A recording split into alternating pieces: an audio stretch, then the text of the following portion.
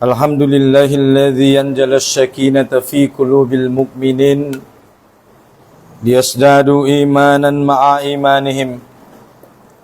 Asyhadu an la ilaha illallah wahdahu la syarika lahu wa asyhadu anna sayyidina Muhammadan abduhu wa rasuluh. Allahumma shalli ala sayyidina Muhammad wa ala ali sayyidina Muhammad.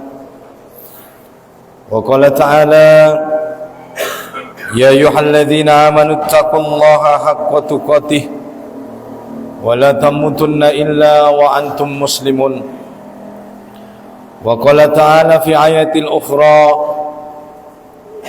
alladzi khalaqal mauta wal hayata liyabluwakum ayyukum ahsanu amala wa huwal azizul ghafur. Amma ba'd, segala puji bagi Allah Subhanahu wa taala yang masih memberikan kita nikmat iman, nikmat Islam, nikmat usia, begitu juga nikmat kesehatan dan kesempatan, sehingga kita masih berada pada hari Jumat yang mulia ini, yaitu bertepatan dengan pada hari ke-28 di bulan Ramadan. Oleh karena itu, marilah kita mensyukuri segala nikmat Allah tersebut dengan kita meningkatkan iman dan takwa kita kepada Allah Subhanahu wa taala, dengan menjalankan segala apa yang diperintahkan oleh Allah, meninggalkan segala apa yang dilarangnya. InsyaAllah dengan begitu kelak kita adalah orang yang beruntung di hari akhirat. Amin ya rabbal alamin. Salawat dan salam semoga senantiasa terlimpah tercurah kepada Sayyidul Anbiya wal Mursalin Khatamun Nabiin, beliaulah baginda Rasulullah Muhammad sallallahu alaihi wasallam. Allahumma salli ala Sayyidina Muhammad wa ala ali Sayyidina Muhammad. Mudah-mudahan dengan kita senantiasa istiqomah mengikuti petunjuk daripada Rasulullah Muhammad sallallahu alaihi wasallam, kelak di hari akhirat kita adalah umat yang mendapatkan syafaat dari beliau. Amin ya rabbal alamin. Ma'asyiral muslimin, jamaah Jumat yang dirahmati Allah Subhanahu wa taala. Hari ini kita tak terasa sudah berada pada penghujung daripada bulan Ramadan. Oleh karena itu, ada baiknya kita muhasabah diri, menintrospeksi diri kita masing-masing. Sudah sejauh mana amal ibadah kita di penghujung daripada Ramadan ini? Sudah lebih daripada 27 hari kita melalui Ramadan. Sudahkah Ramadan yang kita lalui ini sudah menjadi Ramadan yang terbaik dibandingkan bulan Ramadan tahun yang lalu yang telah kita lewati? Oleh karena itu, marilah kita memanfaatkan sisa daripada hari-hari terakhir Ramadan ini dengan sebaik-baiknya untuk mendapatkan ampunan daripada Allah Subhanahu wa taala. Mudah-mudahan kita adalah termasuk sebagai orang-orang yang beruntung, yang mendapatkan malam yang lebih baik daripada 1000 bulan, yang Allah katakan inna anzalnahu fi lailatul qadar wa ma adraka ma lailatul qadar lailatul qadari khairum min alfi syahri. Maka siapa yang mendapatkan malam Lailatul Qadar itu, yang kata Rasulullah sallallahu alaihi wasallam kita diperintahkan untuk mencarinya di 10 daripada malam terakhir Ramadan, maka oleh karena itu orang yang telah beruntung mendapatkan malam Lailatul Qadar, walaupun dia hanya beristighfar memohon ampun kepada Allah Subhanahu wa taala, maka samalah istighfarnya sekali itu saja dengan kurang lebih 83 tahun umurnya ketika dia hidup di dunia. Karena 1000 bulan kalau kita bagi dengan 12, maka didapatkan kurang lebih 83 tahun umur manusia. Siapa yang beristighfar memohon ampun kepada Allah, maka samalah istighfar memohon ampunnya, bertobatnya kepada Allah sama dengan bertobat selama kurang lebih daripada 83 tahun usianya. Padahal Rasulullah SAW mengatakan, akmaru min ummati baina sittina wa sab'ina. Umur umatku, kata Nabi Muhammad SAW, di akhir zaman ini rata-rata hanya berumur 60 sampai 70 tahun. dan jarang daripada umat Muhammad yang telah lewat daripada umur itu. Oleh karena itu, mudah-mudahan kita adalah orang-orang yang beruntung, yang mendapatkan malam yang lebih baik daripada 1000 bulan tersebut. Amin ya rabbal alamin. Ma'asyiral muslimin, jamaah Jumat dirahmati Allah Subhanahu wa taala. Oleh karena itu, sudah seharusnya kita merasa bersedih, merasa berduka cita karena Ramadan ini tak lama lagi akan sebentar lagi meninggalkan kita. Padahal baru saja kita mengatakan, Allahumma balligh umurna fi Ramadan. Ya Allah, sampaikan umur kami pada bulan Ramadan. Baru saja kita mengatakan terasa marhaban ya Ramadan, selamat datang wahai bulan Ramadan. Tetapi hari ini tak terasa sebentar lagi kita akan mengucapkan, jangan tinggalkan kami wahai bulan Ramadan. Oleh karena itu, bulan Ramadan ini akan datang setiap tahunnya. Ramadan ini akan ada sampai akhir zaman, tetapi tidak ada jaminan dari Allah Subhanahu wa taala bahwa Ramadan tahun yang akan datang masih ada untuk kita. Tak terasa, mungkin ada di antara kita, baru-baru saja mungkin di awal Ramadan ada orang atau keluarga yang kita hantarkan ke liang lahatnya. Ada orang yang kita hantarkan di pertengahan Ramadan. Ada orang yang kita hantarkan di akhir-akhir daripada Ramadan ini. Oleh karena itu, banyak-banyak kita bersyukur kepada Allah Subhanahu wa taala bahwa kita masih diberikan umur untuk bertemu dengan Ramadan ini, dan kita sudah berada di akhir Ramadan tak terasa. Oleh karena itu, marilah kita memanfaatkan sebaik-baiknya Ramadan ini. Para sahabat Nabi yang mulia, kalau mereka sudah berada di penghujung akhir daripada Ramadan, bahkan kalaupun sudah masuk 1 Syawal, apa kata sahabat mulia itu? Seperti Ali bin Abi Thalib, Abdullah bin Mas'ud, mereka kalau sudah berada di masjid Nabi pada malam-malam terakhir Ramadan, bahkan di malam besoknya menjelang berakhirnya Ramadan, masuknya 1 Syawal, Ali bin Abi Thalib mengatakan di masjid Nabi, man hadza maqbul fanuhanni wa man hadza mahrum fanu'anzi. Siapa di antara kita yang diterima amal ibadahnya oleh Allah Subhanahu wa taala, maka kami ucapkan selamat kepadanya. Dan kemudian juga beliau berkata, siapa yang amal ibadahnya ditolak oleh Allah, maka kami ucapkan turut berbelasungkawa atasnya. Inilah keimanan para sahabat.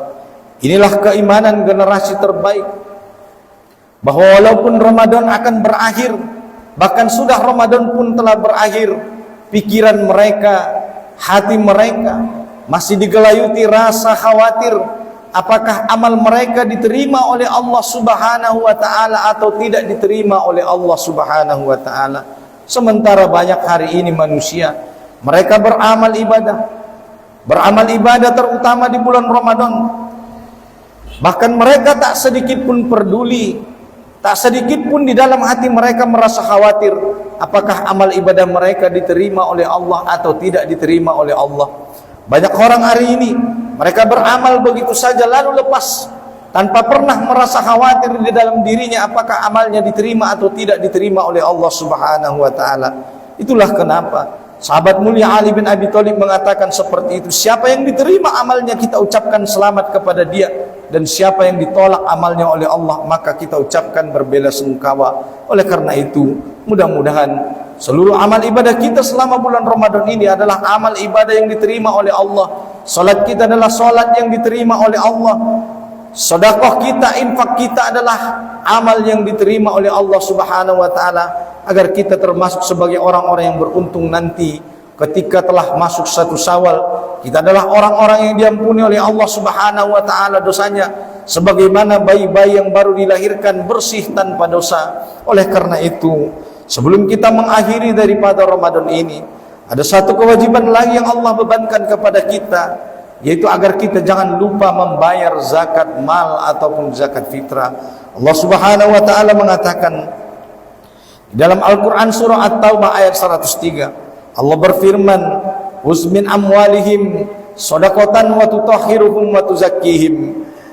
Yang artinya, ambillah zakat dari harta mereka guna membersihkan dan mensucikan mereka, dan berdoalah untuk mereka, sesungguhnya doamu itu menumbuhkan ketentraman jiwa bagi mereka. Allah Maha mendengar, Maha mengetahui. Maka oleh karena itu, zakat ini juga tak kalah pentingnya dengan ibadah puasa Ramadan, karena banyak ayat-ayat Allah Subhanahu wa taala di dalam Al-Qur'an yang mengatakan aqimis shalah wa itaiz zakat. Setiap perintah salat disertai dengan perintah zakat. Ini menunjukkan apa? Bahwa betapa pentingnya kaum muslimin untuk menunaikan dan membayar zakatnya. Maka bayarlah zakat kita, baik itu zakat mal ataupun zakat fitrah. Karena zakat itu berfungsi untuk mensucikan harta dan membersihkan jiwa kita, agar harta kita itu beruntung dan mendapatkan keberkahan dari Allah Subhanahu wa taala. Karena kalau kita tidak membayar zakat mal, tidak membayar zakat fitrah, maka ada kotoran di dalam harta kita. Oleh karena itu kotoran ini harus dikeluarkan dengan membayar zakat, agar harta itu memperoleh keberkahan dari Allah Subhanahu wa taala. Oleh karena itu, jangan lupa kita untuk membayar zakat sebelum berakhirnya Ramadan. Ma'asyiral muslimin, jamaah Jumat yang dirahmati Allah Subhanahu wa taala. Di dalam Al-Qur'an surah Taubah ayat 104, Allah Subhanahu wa taala juga berfirman, tidakkah mereka mengetahui bahwa Allah menerima taubat hamba-hambanya dan menerima zakatnya, dan bahwa Allah Maha penerima taubat, Maha penyayang. Quran surah At-Taubah ayat 104. Ali bin Abi Thalib berkata bahwa Nabi Muhammad SAW bersabda, sesungguhnya Allah mewajibkan zakat harta kepada orang kaya dengan kadar yang mencukupi kebutuhan orang-orang fakir. Kesengsaraan dan keadaan telanjang tidak akan menimpa orang-orang fakir kecuali disebabkan karena kekikiran orang-orang kaya. Ketahuilah, sesungguhnya Allah akan menghisap dan akan menyiksa mereka orang-orang yang tidak mau membayar zakat dengan hisab yang berat dan siksa yang amat pedih. Ma'asyiral muslimin, jamaah Jumat yang dirahmati Allah Subhanahu wa taala. Oleh karena itu, Allah Subhanahu wa taala juga berfirman di dalam ayatnya yang lain, Allah memusnahkan riba dan menyuburkan sedekah. Yamhaqullahu riba wa yurbis sedekah. Quran surah Al-Baqarah ayat 276.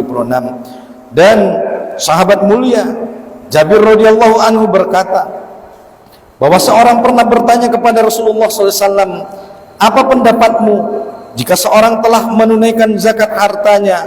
Beliau menjawab, man adda zakat malihi jahaba anhu sarruhu.